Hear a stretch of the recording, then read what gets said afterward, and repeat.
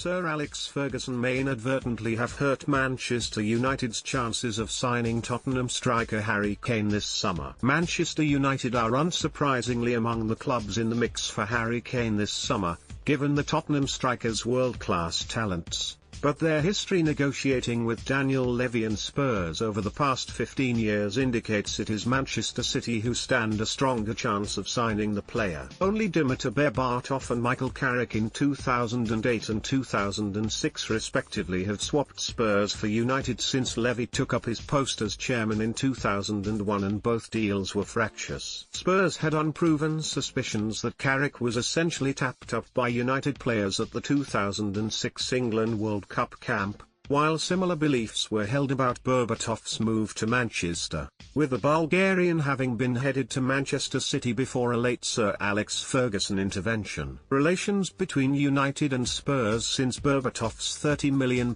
move have been far from ideal. Legendary former manager Ferguson said of negotiating with the North Londoners, and in particular Levy, to sign Berbatov, "That whole experience was more painful than my hip replacement." You can't discuss both sides of the issue with Daniel, he added in his book, Alex Ferguson, My Autobiography. It's about him, and Tottenham, nothing more, which is no bad thing from his club's perspective. In the 13 years since, Spurs chief Levy has given the Red Devils short shrift, with David Moyes and Jose Mourinho both missing out on players who might have helped transform their fortunes at Old Trafford. Ed Woodward failed to bring Gareth Bale to United in the summer of 2013, with it always understood by Spurs he was headed to Real Madrid in a world record deal. United were tricked into believing they might be able to beat Los Blancos to the Welshman and made a fruitless last-minute £86 million bid in an attempt to hijack the deal. Bale had made it clear Madrid was his dream destination, and it was the Bernabeu where he ended up. Spurs then blocked a move for Eric Dyer 4 years ago, although the England international was eager to quit White Hart Lane to link up with Mourinho in the northwest. Some reports even claimed the versatile player was desperate to make the move to United to replace the retired Carrick,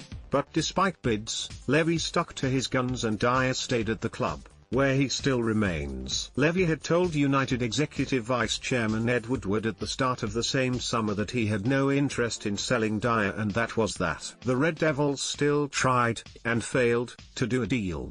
They couldn't sign Toby Alderweireld a year later either. The Belgian centre-half was a major target for Mourinho, and they hoped to do a deal at around £55 million, but an agreement again could not be brokered. So, then, to Kane.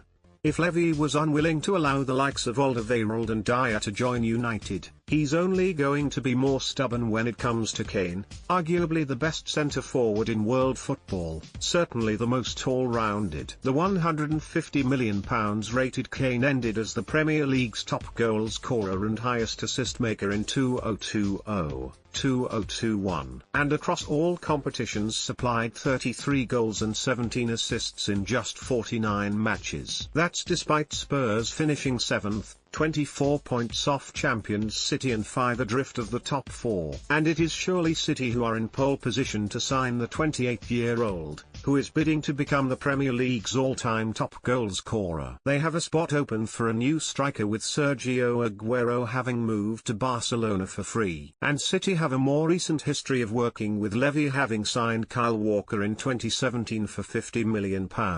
City chairman Khaldoon Al-Mubarak has meanwhile declared in the wake of Aguero's departure, "I am confident that we will find the right player to fill those shoes.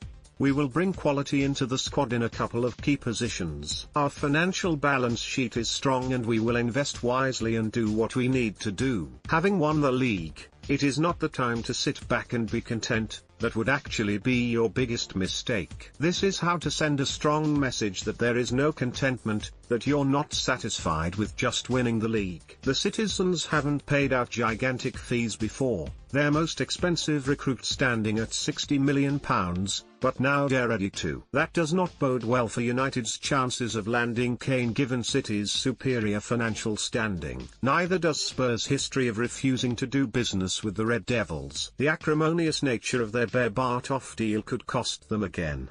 And Kane joining City instead of United could cost Ole Gunnar Solskjaer and Co. their chance of winning the Premier League title next term.